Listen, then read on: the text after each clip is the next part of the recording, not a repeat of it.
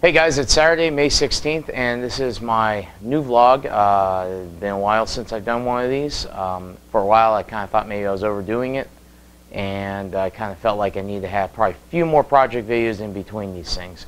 So I waited out a little. In fact, I waited out and did 4 videos since my last vlog.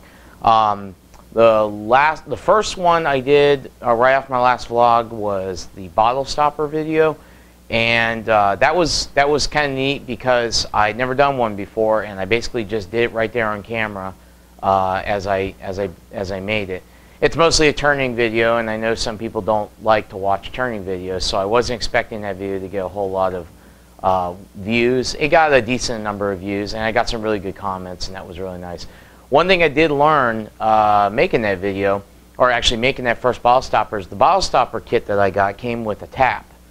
And I found that the tap, even though I don't know if it's just my experience with using, I have a lot of metalworking experience using taps to cut threads, and there's a certain process that you use of going like about half turn and then backing off, and then going maybe another full turn and then backing off a little bit, and that's how you would tap a hole with a metal tap for tapping the threads in metal.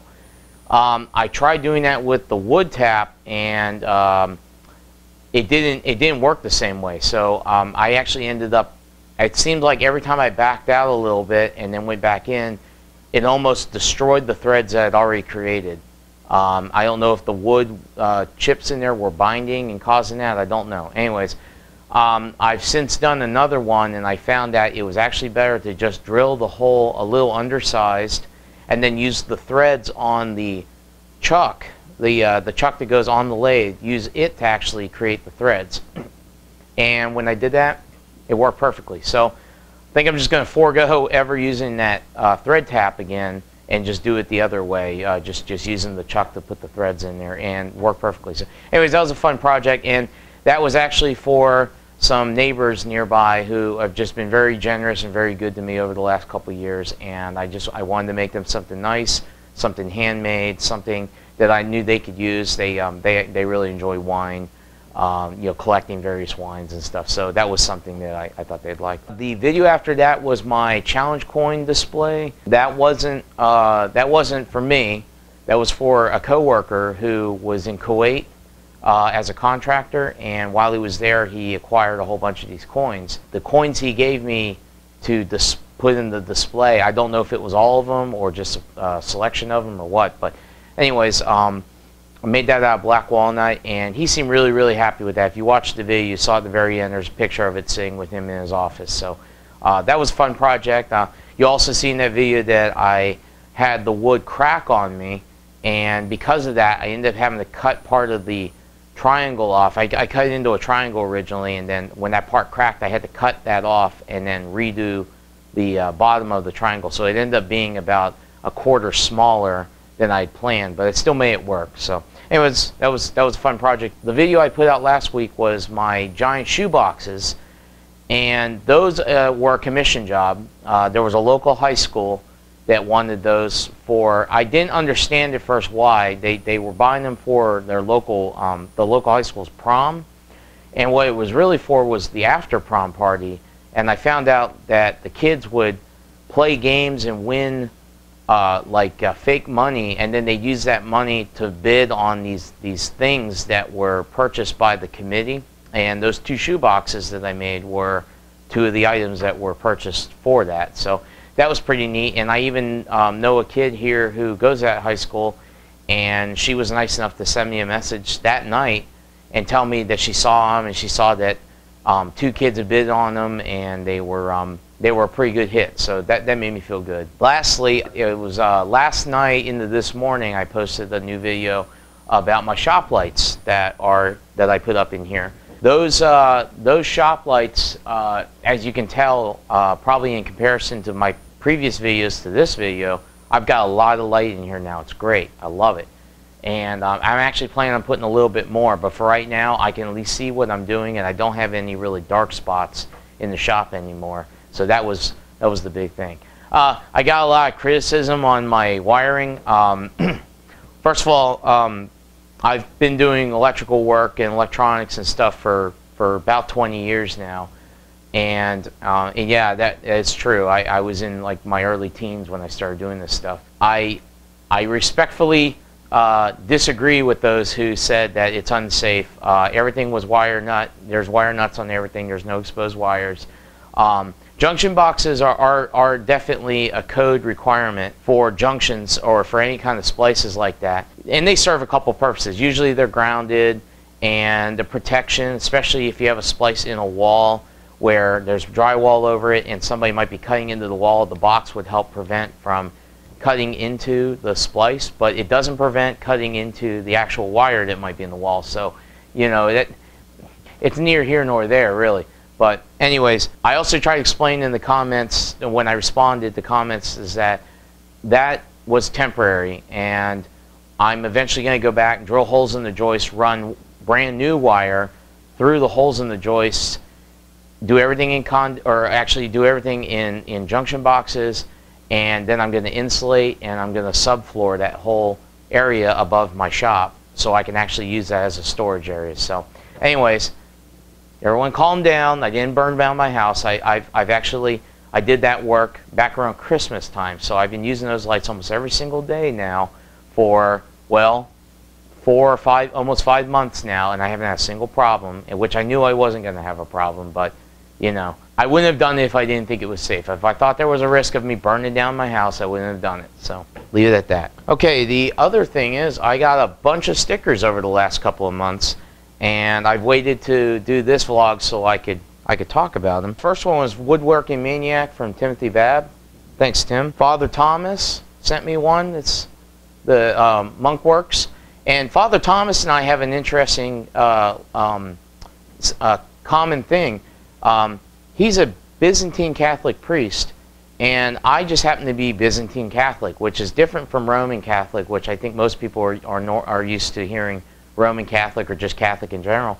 And there's a Eastern Rite part of Catholicism called Byzantine Catholics, and I'm actually Byzantine Catholic. So I've always found it really interesting that not only is there a Catholic priest that is doing woodworking videos, but he just happens to be a Byzantine priest. So I always thought that was kind of neat. So thanks, Father Thomas. Let's see, I got one from Dima's Workshop.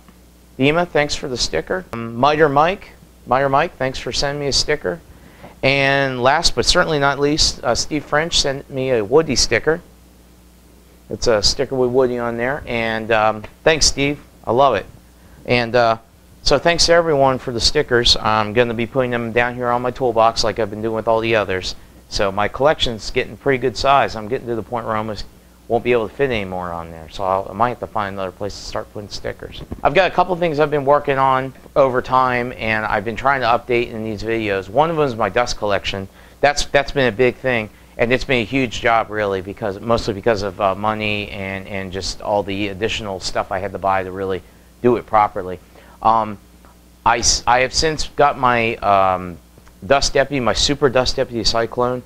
That is now, I have that in the dust collector shed, and it's running. It's fully working. I'm working on a video to show all that work that I've done on this dust collection system, but I'm going to try to condense it down because when I looked at the raw video, I had probably several hours of footage. So I'm going to condense that down to maybe like a 10-minute video. I'm going to try not to make it any more than 10 minutes because I know that after 10 minutes you just kind of start getting, you know, like, when is this going to end? So anyways, I'm going to try to do some kind of condensed down video, and I'd like to eventually do like a little walkthrough of the system to show that. And I was going to maybe do that for a shop tour, as part of a shop tour, but I think if I did that, the shop tour would be way too long. So I think I'm going to do that as a separate video.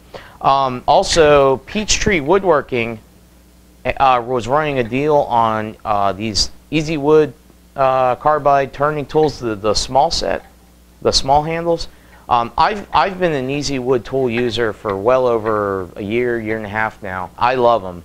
I won't use anything else actually. I don't even use traditional turning tools. They're just too much of a pain for me. There's nothing wrong with carbide, and it does a really good job. Anyways, Peachtree was running the deal on the whole set. You get this whole set for like $120 or something. So I went ahead and jumped on it, and I got them mostly because I've got a small MIDI lathe now that I'm doing all my pens and bottle stoppers and stuff like that on, and I wanted a smaller set of tools that would be easier to use on that lathe, other than instead of using my big easy wood tools, but mostly because they almost force you to stand a little bit further away from the lathe, and when you're working on that smaller lathe, you really want to be a little bit closer in. So I've got these, and I'm looking forward to putting these to work.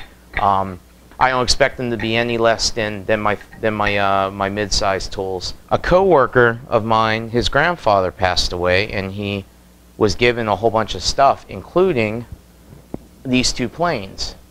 And I basically made a deal with him to buy them off of him pretty cheap. The planes themselves, like the soles, and they're in pretty good shape, but unfortunately the plane irons and the mechanisms and everything, they're pretty well rusted. So I'm going to try to restore the original parts the best I can.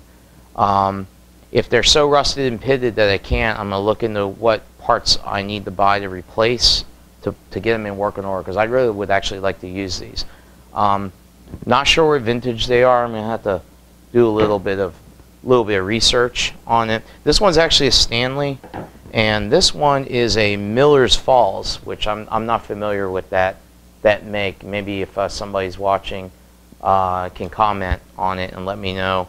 I guess my biggest concern is the parts for it compatible with the comparable, like a Stanley of this size. I'm actually not sure what size this is because it's not marked. This longer one, this is the number 7. I don't know if this is maybe a jack plane, or I'm not really sure what this categorizes as. So anyways, if you can tell me in the comments, I appreciate it. Matt Cremona, you probably are pulling your hair out right now going, you idiot, how can you not know what those are? But I don't, so everything's a learning experience. Anyways, that's all I've got. Thanks for watching, guys. I appreciate all the likes and views and all the comments you've been leaving me on videos and everything. I mean, that really boosts me up, because it seemed like I hit like 1,100 subscribers, and then it just kind of nulled out. It just didn't go any further than that. And now I'm starting to creep up like 10, maybe 15 new subscribers every video. But it's starting to go up again. So I'm starting to feel like this new energy to want to make more videos and keep doing this. And so I want to thank everyone for taking the time, like I said, to watch and view and like and comment and everything. So thanks a lot, and see you next time.